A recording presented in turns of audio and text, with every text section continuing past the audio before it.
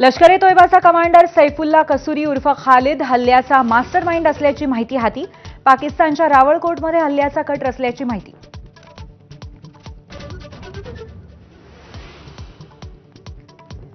पाकिस्तानी दहशतवाद्याचा पहिला फोटो हाती. पहलगाममध्ये पर्यटकावरती गोळीबार करताना क्रूर कर्मा कॅमेऱ्यात चित्रित.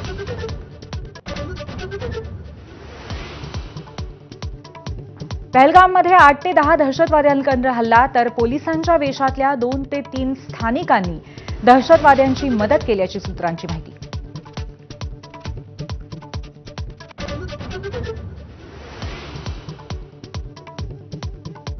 जम्मू काश्मीरच्या पहलगाममध्ये दहशतवाद्यांचा पर्यटकांवर भ्याड हल्ला.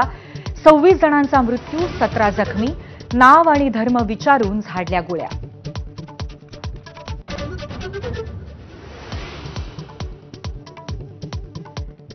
जम्मू काश्मीरमधील दहशतवादी हल्ल्यामध्ये महाराष्ट्रातल्या 6 जणांचा मृत्यू. डोंबिवलीतील 3, पुण्यातील 2 तर पनवेलमधील एकाचा समावेश.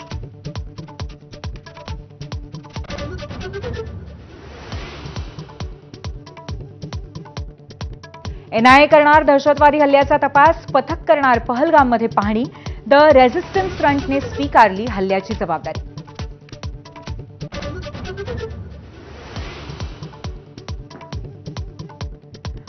सौदी अरेबिया दौरा अर्ध्यावर सोडून पंतप्रधान मोदी भारतात. विमानतळावरच परराष्ट्रमंत्री एनएसए यांच्यासह अधिकाऱ्यांची चर्चा. तर सुरक्षाविषयक मंत्रिमंडळ समितीच्या बैठकीतही होणार सहभागी.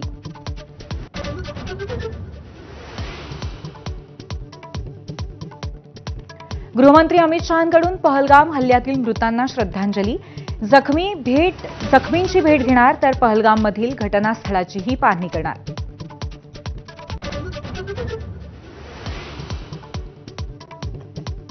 दहशतवाद्यांच्या 10 पिढ्यांचा थरकाप उडेल असा धडा शिकवा.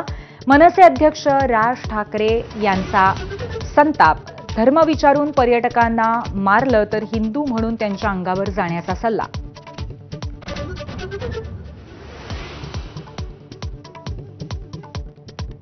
पहलगाम हल्ल्यानंतर विरोधकांचा सरकारवर हल्लाबोल. सर्वपक्षीय बैठक बोलावण्याची मागणी.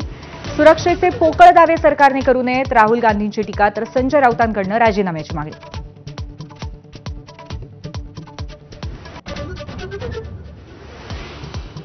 लग्नानंतर काश्मीरमध्ये फिरायला गेलेल्या जोडप्यावर दहशतवाद्यांचा हल्ला. पती गमावलेल्या नववधूचा हृदय पिळवटून टाकणारा व्हिडिओ, तर कर्नाटकातील दाम्पत्यापैकी पतीवर गोळीबार.